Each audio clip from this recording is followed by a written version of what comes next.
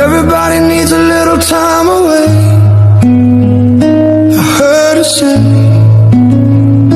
from each other. Even lovers need a holiday. Far away from each other. Hold me now. It's hard for me to say I'm sorry. Dahil yung iba sa atin na-realize nyo, masakit pala umasa. Alam nyo sa generation natin, usong-uso yung what if, di ba? Pero naniniwala kami na dapat hindi na uso ang mixed signal sa panahon natin. Dahil bawat isa sa atin dito, deserve natin ang pag-ibig na siguradong gusto tayo. Kaya huwag kayong mag-settle sa mga taong lito-lito. Napakasimple lang naman, gusto mo ba ako o ayaw mo? Sa pagpikit ko ng mga mata, handa ng managinip. Kasabay sa paglipad ng aking diwa, ang paghihip ng hangin patungo sa lugar na kung saan maari kang hawakan at yakapin. Ko ang reyna, ko ang hari ng kaharian na sa pagdilid ko'y nawawala. Ayoko nang maramdaman ulit na mahalaga ako sa umpisa, tapos later on, iiwan ulit ako. Please, don't make me happy if you have plans to leave me again. And don't treat me special kung sasaktan mo lang din naman ulit ako. Kasi you'll never know yung feeling na to be left alone. Much love and God bless. Nasa point na ako ng buhay ko na ayoko nang ipilit ang lahat. Kung anong meron, yun na lang. At kung sinong ayaw sa akin, ayaw ko na rin.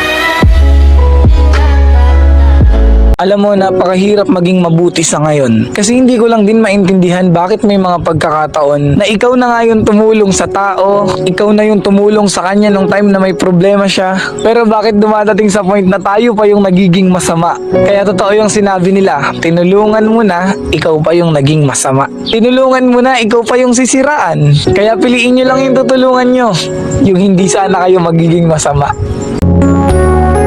Hindi ako mahirap pakisamahan. Marunong akong makisama, makinig, at umunawa sa iba. Pero katulad ng lahat, may hangganan din ang aking pasensya at damdamin. Kapag iginagalang ako, buong puso rin akong nagbibigay ng respeto at kabutihan. Huwag mo rin ubusin ang pasensya ko. Dahil kapag napuno na ako, tahimik na lang akong lalayo. Hindi ako perpekto, pero alam ko kung kailan dapat umintindi at kung kailan dapat umiwas. Ayokong gulo, gusto ko lang ng payapang samahan na totoo at maayos, kung saan pareho tayong marunong rumespeto. Narinig niyo na ba yung salitang naiintindihan kita, pero paano naman ako? Ito yung mga tanong natin sa mga sarili natin. Oo nga no, paano nga naman ako? Naiintindihan niya rin kaya na nararamdaman ko. Naiintindihan niya rin kaya na nasasaktan ako. Yung tanong na yon, tanong mo lang sa sarili mo na hindi mo kayang itanong sa kanya o i-demand sa kanya. Dahil nga, pakiramdam natin, hindi naman niya obligado.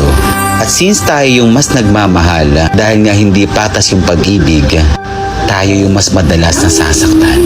Na kahit anong sitwasyon, iintindihin mo siya dahil mahal mo siya. Na kahit minsan naiisip mo na sana minsan tanungin niya rin ako.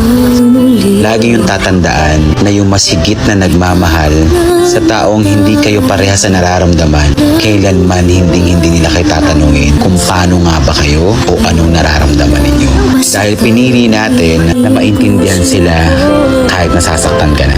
Alam mo, huwag kang maghanap.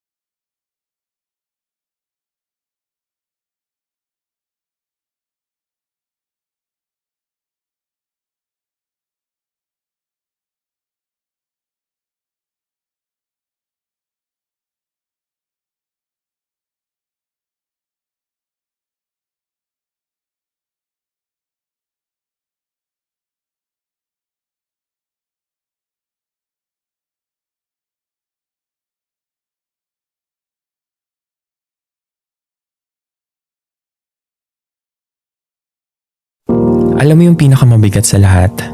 Yung pressure na galing sa sarili. Yung expectation mo sa sarili mo. Yung mga failures sa buhay mo. Yung mga laban na sinukuan mo. Lahat ng yan, tanging ikaw lang ang nakakaalam. At yun ang pinakamasakit sa lahat. Yung wala kang mapagsabihan. Yung wala kang malapitan. At minsan, choice mo talaga na huwag sabihin. Kasi ayaw mo silang mag-alala. Kapag nawala ka, dun ka mahal ng lahat. Dumating ka na rin ba sa punto na pakiramdam mo, ubos ka na? Yung sitwasyon na halos wala nang lumabas na luha sa iyong mga mata. Mga panahon, na hirap ka nang makatulog sa gabi. Kakaisip kung kaya pa ba. Oo, kaya pa ba? Ng sariling pagod na. Sa dami ng mga problema kong daladala. Hindi mabilang na mga pagkatalo. At araw-araw na pagkadismaya. Sa kadahilanang hindi ko magawa yung mga bagay na nagagawa ng iba. Kaya minsan, naisip ko na lang, gusto ko na lang mawala. Gusto ko na lang maglaho na lang ng bigla. My video, guys, and I want to have a good day. Let's go here on Black Beauty Official Vlog, and this channel is for entertainment, cook, and for food, and of course, life learning. And don't forget to like, share, and subscribe to our channel. Thank you, mga ka-beauty. Walang hiya ka, hindi ka pa rin talaga nagbabago na babae ka pa din. Sino tong alamang tumatawag na to? Sarap-sarap matulog ko, inestorbo. Sagutin mo! Alma! Alarm mo! Alarm! Alarm! Alarm!